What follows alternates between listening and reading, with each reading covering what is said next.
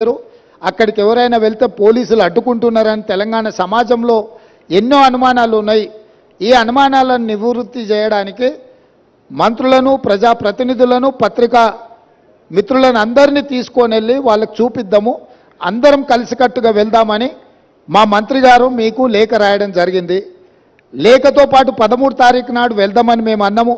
ఒకవేళ మీకు ఏవైనా ఇతరత్ర కార్యక్రమాలు ఉంటే మీరు తారీఖు మార్చమన్నా మారుస్తామని చెప్పి శాసనసభలోనే స్వయంగా నేనే మీకు చెప్పడం జరిగింది.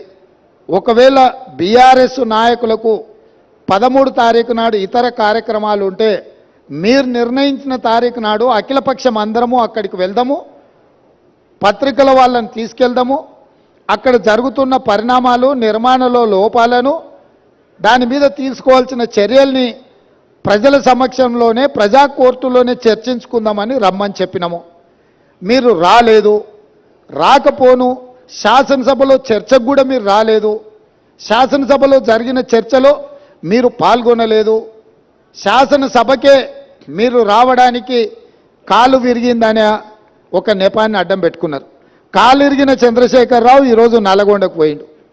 నేను అడుగుతున్నాయా, శాసనసభ దగ్గర ఉందా, నల్గొండ జిల్లా దగ్గర ఉందా? నల్గొండకి వెళ్ళి బహిరంగ సభలో సానుభూతి పొందాలనే ప్రయత్నం చేస్తున్నాడు చంద్రశేఖరరావు.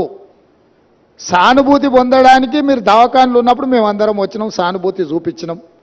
సానుభూతి చూపించాల్సిన సందర్భంలో ప్రజలు కానీ ప్రతిపక్షాలు కానీ మేమందరం సానుభూతి చూపించినాం. ఈరోజు కేవలం కాళేశ్వరం అవినీతి మీద చర్చ జరగకుండా, కాళేశ్వరంలో మీ దోపిడీని ప్రజల దృష్టిలో పడకుండా ఉండడానికే ఈరోజు మీరు నల్గొండ ప్రజా అక్కడ ఏదో పెద్ద సభ పెట్టినా అని మీరు మాట్లాడుతున్నారు. ప్రజలకి ఈ మాత్రము అవగాహన లేదని మీరు అనుకుంటున్నారా చంద్రశేఖరరావు గారు? కాళేశ్వరం అవినీతి మీద, దోపిడీ మీద చర్చకు వచ్చిన సందర్భంలో మీరు కృష్ణా నది జలాల మీద ఉన్న ప్రాజెక్టులను అన్నిటిని కూడా కేంద్రానికి అప్పజెప్పినరు అని చెప్పి నల్గొండ జిల్లాలో మీరు బహిరంగ సభ పెట్టి ఇక్కడికి రాకుండా తప్పించుకున్నారు. ఇవాళ మీరు ఏం మాట్లాడుతున్నారు? అక్కడ ఓ 4-5 పిల్లర్లు కూలినాయి, కూలితే పెద్ద తప్ప? అయ్యా, నీకేది తప్పు కాదు. ఎందుకనంటే తప్పులకు పాల్పడ్డదే నువ్వు. నీకు నువ్వే తప్పు జరిగిందా, నీకు నువ్వే శిక్ష విధించుకునేటంత నిజాయితీపరుడు అని మన తెలంగాణ సమాజం భావిస్తుంది అనుకుంటున్నారా? మీ దోపిడీకి మేడిగడ్డ బలైపోయింది, అన్నారం సుందిల్లా సున్నమైపోయినాయి. ఈరోజు కాళేశ్వరము మీ 1,00,000 కోట్ల దోపిడీకి బలైపోయింది. అందుకే మీరు దీన్ని చాలా అల్కగా తీసుకుంటున్నారు. ఇక్కడ వచ్చిన వాళ్ళని చులకన చేసి మాట్లాడుతున్నారు.